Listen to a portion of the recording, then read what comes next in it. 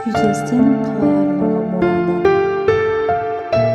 Қазіргі таңда қашықтан оқытуға байланысты мұғалімдер психикалық және физиологиялық артық жүктемелерді басынан өткеріп жатыр.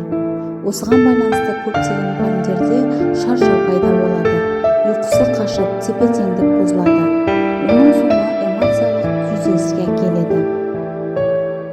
Олар сол қиыншылыққа қарамастан балаларға білім беруде еңбек етіп, аянбай тер төгуде.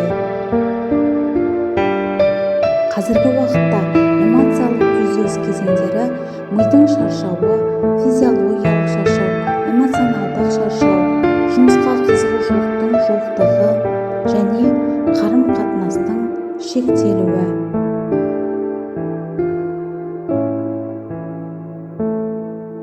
Күйзеліс соңы кейде стресске ұласады.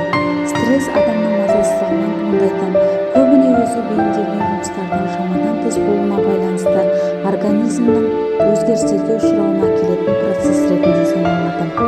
Стресс уақытында шешілмесе, ол депрессияға, депрессия неврозға, невроз соматикалық ауруларға әкеледі. Эмоциялық күйзелісті болдырмау үшін өзіңізге мұқият болыңыз, өзіңізді жақсы көріңіз. Әр жасаған жұмысыңыз бен жетістіктеріңіз үшін қуанып, өзіңізді мақтауды ұмытпаңыз. Шаршаудың алғашқы белгілерін байқасаңыз, демалып, дене жаттығуларын жасаңыз. Өзіңізді реттеу дағдыларын игеріңіз. Көңілді қарым-қатынаста болыңыз. Сіз мейірімді, ақкөңіл адал ұстаз анасыз. Сіз креативті жансыз, идеяңыз өте бай. Сіз көріктісіз, керемет ұстазсыз. Икемді, дара жансыз. Сіздің қолыңыздан бәрі келеді.